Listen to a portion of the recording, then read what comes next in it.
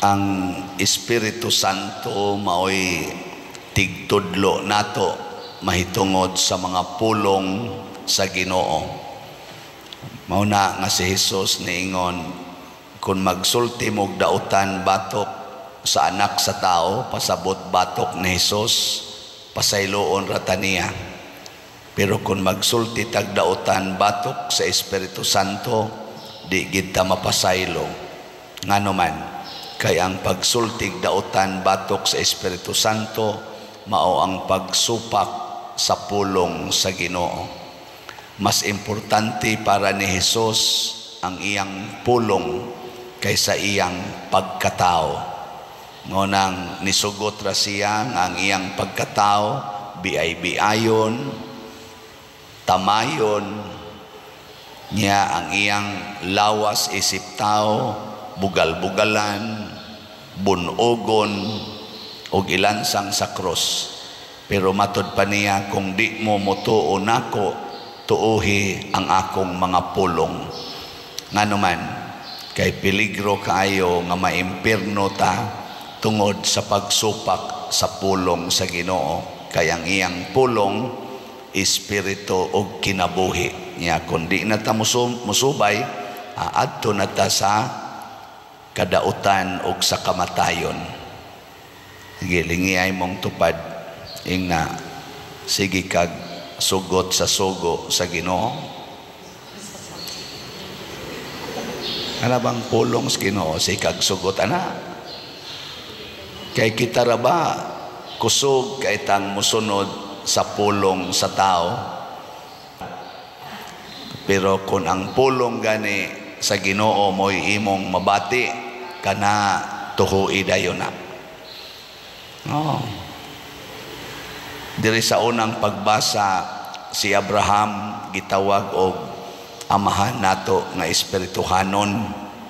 Nganuman, nganong espirituhanon, kay ang iyang pagtuo sa pulong sa Ginoo milabaw sa tanang mga tao sa tibuok kalibutan. Giingnan gud siya nga mga nakagdaghan kaayo niya, 98 na iyang edad, ang iyang asawa 90 na sad ang edad, wa lang gyapon mamabdos. Pero ang giingon sa Ginoo, sukad pas ilang pagkaminyo, niingon na ang Ginoo, mga nakagdaghan kaayo. Kamo maminyo mo 25 ang edad nya, moabot na lang kag 90, wa lang gyapoy anak, pero sigihan kag ingos Ginoo, mga anak lagi mo daghan. Mutuo pa ka? Tubag? Yaw la mo diya, tuo pa ko. Di man gani mo mutuo ing daghan gani kag kwarta, ing non gani ka palit og slot, di man ka mutuo na ana gid ni mong kwarta ba? Anag yung kwarta, yung palit og slot, tag 100 ramaning holy pads, di gyud mo palit nya na kay kwarta sobra sa 1 million, ingnon kang palit kag disap investment slot nato, di lang yapon mo tuo. Istorya ra ng Padersiano. Kani magong pulong sa Ginoo mga igsoon, mailhan nato, kay dili raman ka nang gisuwat sa Bible, dili raman na mo'y pulong sa Ginoo. Matod pa diri sa atong ebanghelyo, ang pulong sa Ginoo pinaagi sa Espiritu Santo. Ingon bitaw siya, kung ikiha mo, ayaw na lang mo kaguol unsaon ninyo pagpanalipod ang inyong kaugalingon. Ang Espiritu Santo maoy mohatag ninyo sa mga pulong nga angay ninyong isulti. Karon unsaon man ato pag ilang nga pulong na sa Espiritu Santo ang pag-ingon, palit mo slot. Unsa mo na, pulong ni Father Siano o pulong sa Espiritu Santo? Niya, ni tuman mo na. Tuman, ayos noon. Unsa may unang timailhan nga pulong sa Espiritu Santo? Una, makapalambo sa simbahan. Simbahan ba? Makapalambo sa simbahan. Kaya ang simbahan mauman ang buhi nga timaan sa presensya sa Ginoo. Mauman ni ang atong gitawag og barko, arka or sakayan nga nagbiyahe sa kalibutan padulong ngadto sa kahimayaan. Ug makapalambo gani sa simbahan ang pulong bisag diin pa na gikan kana iyanas Ginoo. Pulong na sa Ginoo. Tanawa unsay gibuhat sa kalibutan nga daghan kayong nisunod. Pulong sa kalibutan, pamasin mo sa latire, pusta mo sa swertres, pusta mo aning loto kay masulbad inyong problema. Pagkadaghas maglinya ngadto sa palitanan ana mga ticket sa latire, mamasin. Ang pulong sa Ginoo tinuod si Abraham milaom niini ug nahimo gid siyang amahan sa daghang mga nasod, the 12 nations or tribes of Israel. Natuman gyud kita sa dinhi sa atong pagsigig higugmaay, nilambo ang atong simbahan, ang ato sang community life nilambo. Kay matuman gid na matud pas tubag nato sa Salmo, may mga itong pagkakanta sa atong salmista si Sister Arlene. Kung sa ito'y tubag na to,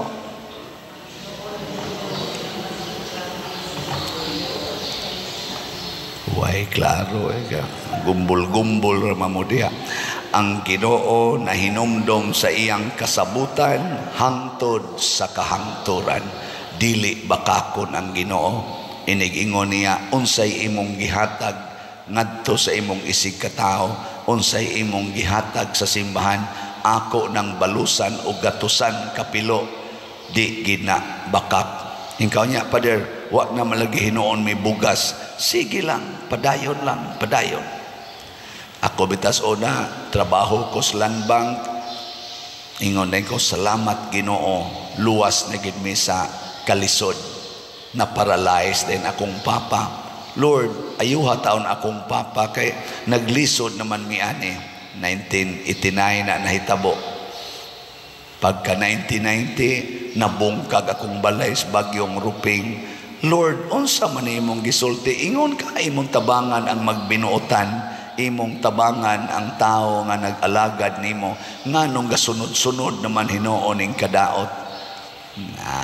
Pagka 1992 paralyzed na sad akong maguwang, nahug sa among pantawan, nabali ang spinal. Ingon ako, Lord, di naman madaw wa man unta ko magbinuang, wa man unta ko maghimog dagkong mga sala, ngano'y ginagmay noon, wa man gani ko magtukhang-tukhang ani akong uyab, gatinarong man gani ko ani, na anon dihay gasigig puyo-puyo, na anon dihay gasigig tinukhangay, nindot nung kay mga balay, may nun kay pagkabutang. Ako noon, wa na, bungkag pang balay, paralyzed pang duha ka ko. Nakaingon ko, di man tingali ni tinuod, pero pagpamalandong na ako, naingon ko, Lord, imo magining pagbuot, nya ni saad magyug ka nga ang nag-alagad nimo, dili gyud maulawan, padayon kong mualagad.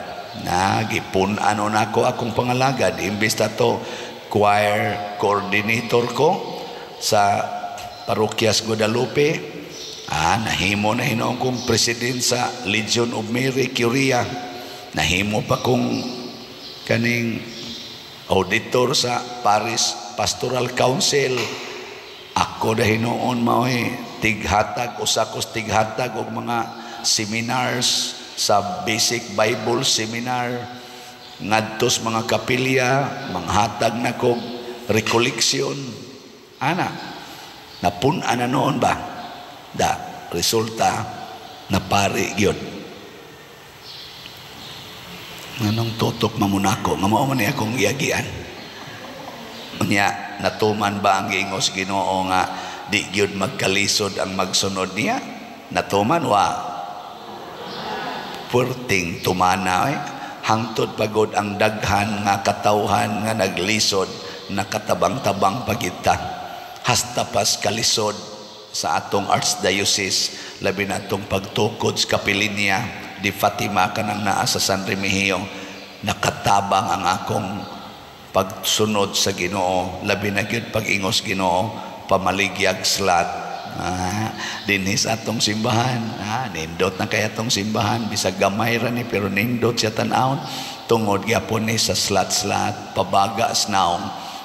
Karon papadayon kog baligyag slat, nihunong maniwala pa may halin ning atong o pa man mo increase ning atong 56, maintag mahurot na ni kahalin, pero tuo gyud ko nga dili tapakyason sa Ginoo.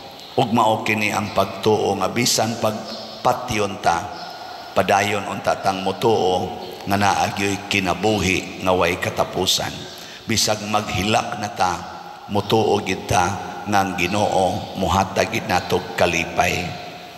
Na ini text nako, Father, din agid nako magwanta ning akong kalibin, bisyoso pa, mangulata pa gyud. Nako live-in raman mo, buwagi lang na siya, kay wa man na maigo sa sugos Ginoo siya. Naa naman may mga anak, Father, maluoy masakos akong mga anak nga way maila nga amahan.